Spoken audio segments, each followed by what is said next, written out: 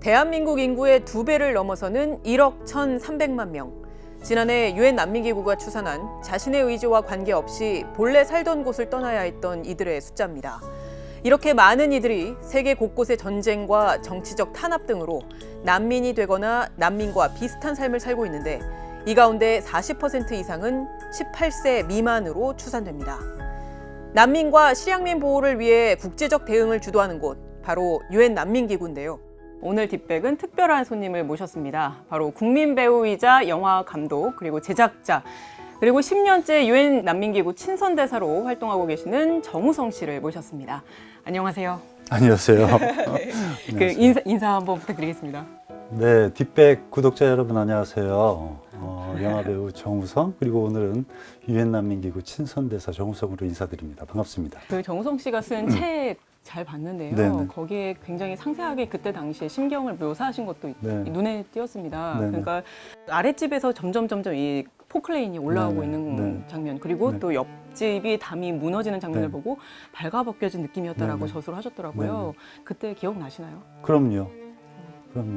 사당동에서 태어나고 사당동에서 그 재건축 지역을 계속해서 이렇게 돌아다니는 그런 가정 환경 속에서 살았고, 그리고 이제 늘 그 철거 지역에서 맨 마지막에 나가는 집이었던 것 같아요. 그러다 보니까 이제 한 집 한 집 전기가 나가고 동네가 어두워지고, 그리고 이제 점점 벽이 허물어지고 담이 허물어지고 이런 집들이 들어가고, 제가 이제 그때 밖으로 많이 나돌 때예요. 그런데 어느 날 갔더니 그 담벼락과 저희 집을 사이에 둔 이 좁은 통로가 늘 그 저희 집을 왔다 갔다 하는 길이었거든요. 근데 이 담벼락이 허물어지면서 세상이 다 보이는 거예요. 근데 이 궁색한 집으로 들어가는 내 모습을 세상이 다 보고 있는 기분인 거죠. 그냥 그 기억이 나죠. 네. 그런 그 개인적인 경험이 배우이자 그러니까 영화인으로서의 정우성 씨, 그리고 유엔 난민기구 친선대사로서의 정우성 씨에게 큰 영향을 줬다고 보세요? 어떠세요? 글쎄요, 그게 큰 영향을 줬을지는 모르겠어요. 어떻게 보면 이제 그런 자란 환경이 한 인간의 어떤 정체성, 그리고 자아를 확립하는 데 어떤 큰 영향이 있을 수는 있겠죠. 하지만 그거를 어떻게 극복해 나가면서, 나 스스로를 완성해 나가느냐는 또 이제 개인의 문제이잖아요. 그리고 저는 이제 오히려 제도권에서 빨리 어린 나이에 뛰쳐나온 사람이기 때문에 사회가 이 힘없는 어린 친구에게 어떻게 각박하게 대하는지 체험을 했을 거 아니에요. 그렇죠. 그렇다면은 이 사회에서 나 아닌 타자를 대할 때 어떤 마음 자세로 대해야 될지에 대한 고민은 있었겠죠. 그런 영향으로 이제 제가 뭐 기구 활동을 한다든지, 그리고 배우로서 어떤 캐릭터를 이해할 때 그런 정서로 이해를 할 수 있겠지만, 이 활동을 결심하고 행동하는데 결정적 원인이 됐을 거다라고는 생각할 수는 없다라고 생각해요. 한국에서도 사실 2018년에 난민 문제가 딱 피부로 와닿았었잖아요. 가장 좀 이슈가 많이 되었었고 그러는데, 당시에 그 예멘 내전으로 인해서 560여 명의 예멘 난민들이 제주를 찾았고, 그리고 제가 파악하기로는 지금까지 2명의 난민, 그러니까 2명만이 난민으로 인정된 걸로 알고 있습니다. 그때 이제 그 굉장히 많은 오해와 잘못된 정보로 인해서 형성된 어떤 불안함 이런 것들이 있었죠. 그런 우려와는 전혀 상관없이 아주 조용히 경제 활동을 자력으로 잘 해내면서 사회의 한 구성원으로 삶을 살아가고 있는 걸로 저는 알고 있거든요. 네. 그러니까 뭐 낯선 것에 대한 어떤 오해, 그리고 선입견, 두려움은 당연한데, 그것이 절대적으로 어떤 누군가를 평가를 해서 내몰 수 있는 요소는 아니다라는 거를 이들이 입증해주고 있는 거 아닌가라는 생각을 합니다. 그런데도 지금 최근까지도 보면 여전히 SNS 댓글 등 이제 여론을 보면 아무래도 여전히 부정적인 네. 인식이 좀 더 보이는 것 같아요. 그래서 저희가 찾아본 댓글들을 보면 이런 내용들이 있습니다. 우성이, 그러니까 이제 야, 너희 집에 네가 들여 이거잖아요. 우성 씨가 소스죠. 제가 얘기하는 거는 이 네네. 난민과 강제 실향 문제의 규모가 얼마나 거대하고 큰지에 대해서 네네. 국제사회가 다 같이 움직이자, 그 심각성을 인지하고 함께 해야 된다는 얘기인 거죠. 네. 제가 어떤 몇몇의 어떤 위험한 사람을 돕는 거 그렇게 해결할 수 있는 문제라면은 뭐 그렇게도 할 수 있어요. 하지만 저는 이제 그 유엔 난민기구 친선대사를 하면서도 더 많은 사람들에게, 더 많은 난민에게, 그리고 더 시급한 지역에 지원을 하는 역할을 하고 있고요. 예, 이게 우리나라는 휴전국가임. 네, 휴전국가죠. 네, 북한에서 오는 탈북민 모두 난민들임. 이거는요, 네. 대한민국 헌법이 답을 얘기하고 있습니다. 대한민국 헌법은 남한으로 들어온 탈북민은 자국민으로 인정하고 있습니다. 그렇기 때문에 난민이 아니고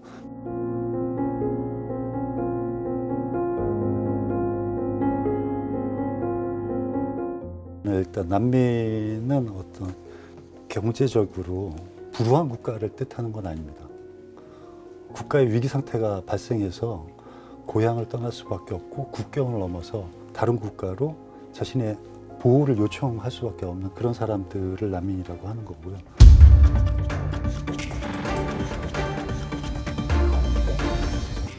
나누자는 것도 상황이 좋아야 나누는 것도 의미가 있는 겁니다. 네, 맞습니다. 우리나라도 지금 소외계층, 취약층 좀 제대로 못 받는 사람들이 얼마나 많은데. 네, 맞습니다. 이 사회적으로 소외된 계층을 사회적으로 계속해서 보호하고 보살펴야 되는 것이 맞고요.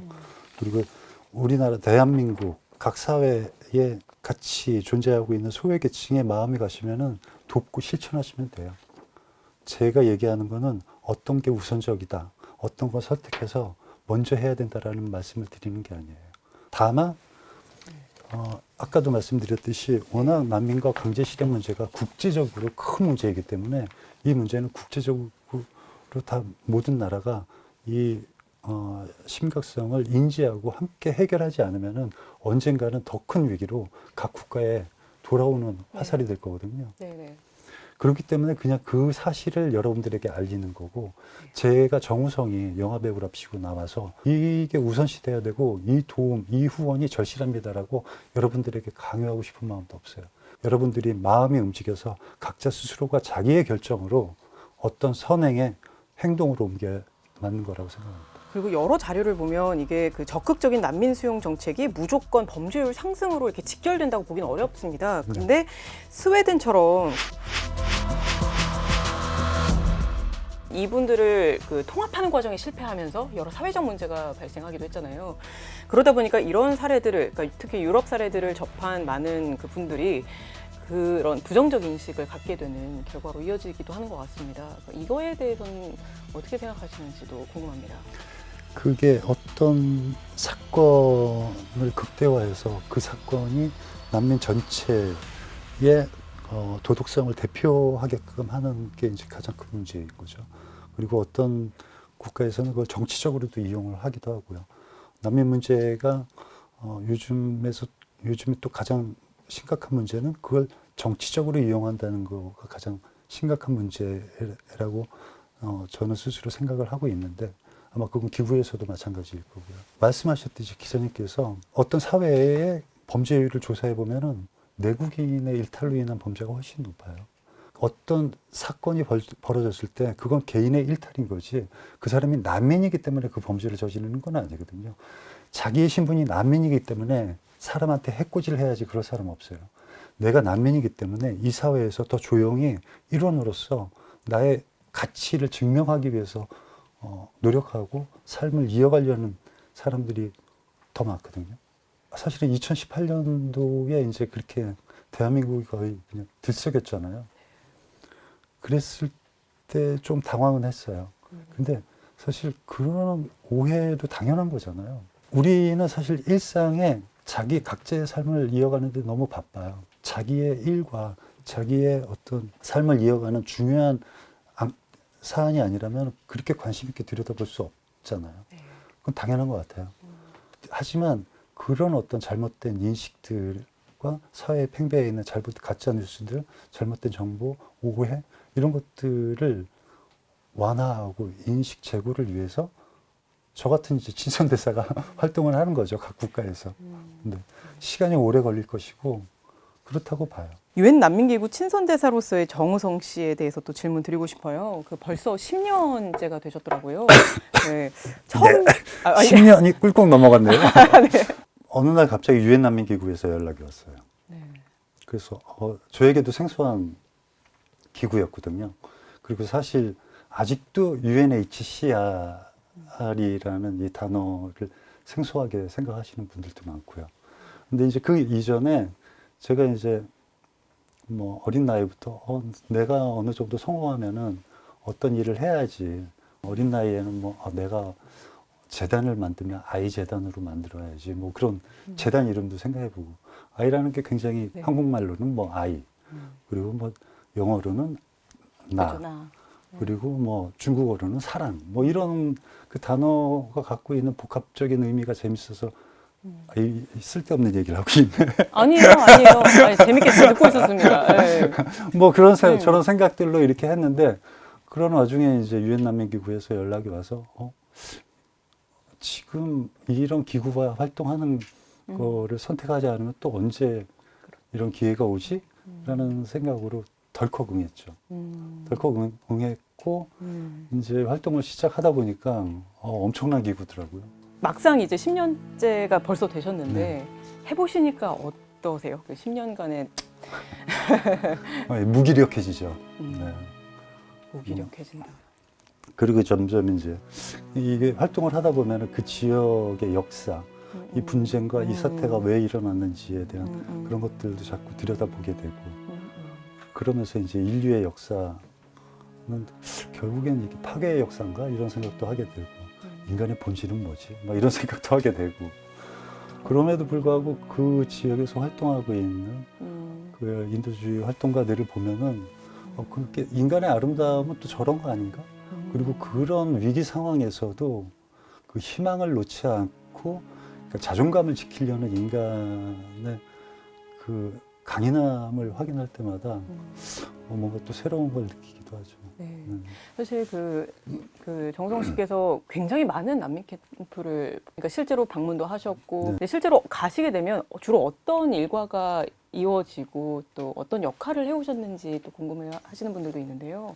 미션지에 가면은 그쪽 이제 기구의 활동 직원이나 거기에서 활동하는 인력들이 굉장히 한정돼 있거든요. 그리고 이제 그들이 일과도 굉장히 빽빽해요. 그렇기 때문에 제가 이제 그 지역을 방문할 때도 그 인력의 시간들을 할애를 해서 거기에서 생활하고 있는 난민과 강제 실향민들을 직접 만나고 그들의 사연을 듣는. 그렇기 때문에 보통 미션지에 가면은 뭐 길어야 3박 4일인 거죠. 아, 그렇군요. 네네. 그래서 이제 짧게 많은 목격을 하기 위한 어떤 시간을 쓰고 그리고 빨리 돌아오는 거죠. 그 모든 과정, 일련의 과정에서 예를 들면 숙식, 뭐 그리고 뭐 차량으로 이동, 비용, 뭐 이런 것들도 다 사비로 하시는 거죠. 그 현지 이동은 네. 그 기구 이제 사무소에서 그 사용하는 차량이 있어요. 아, 예. 그래서 그 차량 정도는 지원을 받아요. 네. 그리고 이제 보통 어떤 지역 가면은 방탄차를 타야 될 수밖에 없는 치안이 위험해서. 위험한 지역도 있고 이번에도 이제 워낙 그쪽도 치안이 불안정하기 때문에 유엔 로고가 박힌 그리고 총기 사용 금지라는 이 스티커가 붙은 그 차량을 타고 무시무시한 스티커를. 네, 차량을 타고 이동하게 되고요. 네. 그 외에 모든 비용은 이제 제가 개인으로 다, 거기서 이제 먹는 것까지도. 그래서 이제 거기서 이제 같이 활동 미션을 간 모든 직원들도 이렇게 같이 식사를 하면은 다 n분의 1 해서 이제 서로 다 각자 네, 식비를 계산하고 그러죠. 근데 가시면은 이제 그 아까 말씀해 주셨지만 굉장히 많은 일정을 굉장히 빽빽하게 소화하시는 거잖아요. 네. 근데 되게 체력적으로도 힘드실 것 네. 같은데. 네. 체력보다는 사실 정신적인 어떤 에너지 소모가 크죠. 네.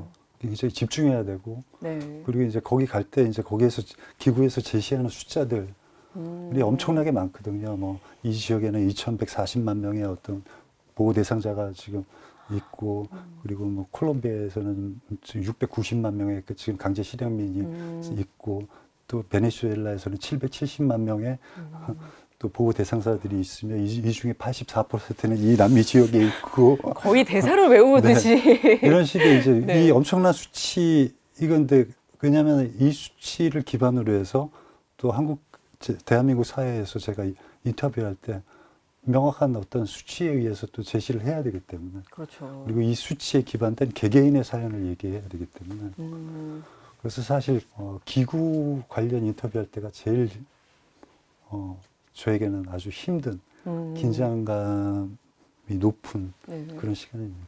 유엔 난민기구가 지금까지 파악한 총 난민의 규모가 어느 정도 되나요? 제가 10년 전에 활동을 시작할 때 그 수치를 듣고도 깜짝 놀랐거든요. 그때 기억을 되돌려 본다면 4,700만에서 800만이라는 숫자를 들었어요. 10년이 지난 지금 1억 1,300만 명의 보호대상자로 늘어났고요. 네. 그리고 10년 동안 단 한 번도 이 수치는 이렇게 줄어든 적이 없어요. 줄어들었다 다시 올라오거나 이런 적이 없이 그냥 꾸준히 상승해 왔어요. 지속 가능한 난민 지원을 위해서 현재 가장 필요한 어떤 사회적인 변화, 정책적인 변화가 있다면 뭐라고 생각하실까요? 그냥 한 인간으로 바라보는 어떤 시선이 가장 중요한 것 같아요. 먹고 사는 문제가 아니라 삶과 죽음의 기로에 선 어떤 위기에 빠진 사람이 저 앞에 있구나. 저 사람을 어떤 자세로 대해야 될까라는 그냥 그런 생각을 하시고 그들을 바라보신다면은 어떨까라는 생각이 들어요. 우리 개개인이 그 일상생활에서 할 수 있는 어떤 노력이랄까요? 역할이랄까요? 어떤 게 있을까요? 아니에요. 그냥 그 개개인은 개개인 삶 열심히 사시면 된다라고 생각해요. 여러분들이 살면서 난민 단 한 분도 못 보실 수도 있어요. 그냥 각자 열심히 살면서 마음의 여유가 있으면 어떤 분들은 사회 소외계층을 돕고 어떤 분들은 제가 얘기하는 이런 얘기들에 있어서 좀 관심이 가거나 난민이 어떤 사람들이야 라고 이렇게 좀 개인적인 어떤 숙지를 하신다면은 그들이 만약에 우리 곁에 왔을 때 그들을 바라보는 시선이 조금 더 포용적이지 않을까라는 생각이 들어요. 난민은 어떤 시혜와 어떤 물리적 도움을 원하는 사람들이 아니라 새로운 기회를 필요로 하는 사람들이거든요. 국가가 없다라는 게 내 두 발을 딛고 설 땅이 없다라는 거잖아요. 얼마나 흔들리는 육체와 정신 상태이겠어요.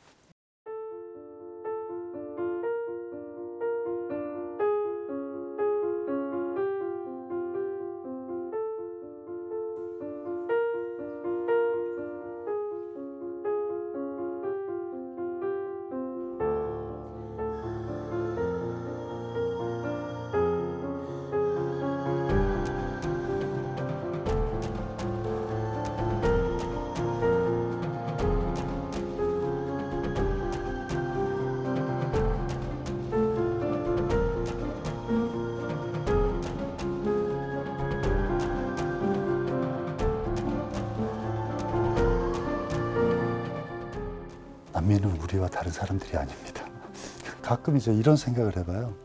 대한민국 국민이니까 우리나라를 생각하잖아요. 한반도 대한민국 지도에서 보면은 동부가 대륙 끝에 맨 끝에 반도 삐쭉 튀어나와가지고 굉장히 작은 반도의 절반의 땅에서 우린 살고 있는데 삼면이 바다예요. 근데 육지로 통하는 유일한 통로는 세계에서 가장 두터운 철책선과 국경이라는 이름으로 아주 밀도 있는 긴장된 군사 대치를 하고 있어요. 이 작은 반도에서 위급 상황, 그런 일이 있어서도 안 되고 그걸 바라지도 않지만 만약에 위급 상황이 펼쳐지면 우리나라 사람들은 배 타고 다 밖으로 나갔거나 그냥 그런 상상을 해봐요.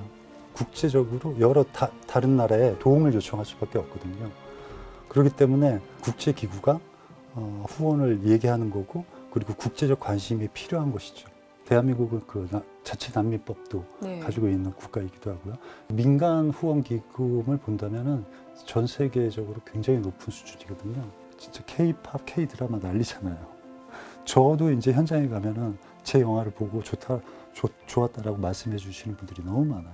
국가의 위상은 우리가 생각하는 것보다 너무나도 높게 올라가 있거든요.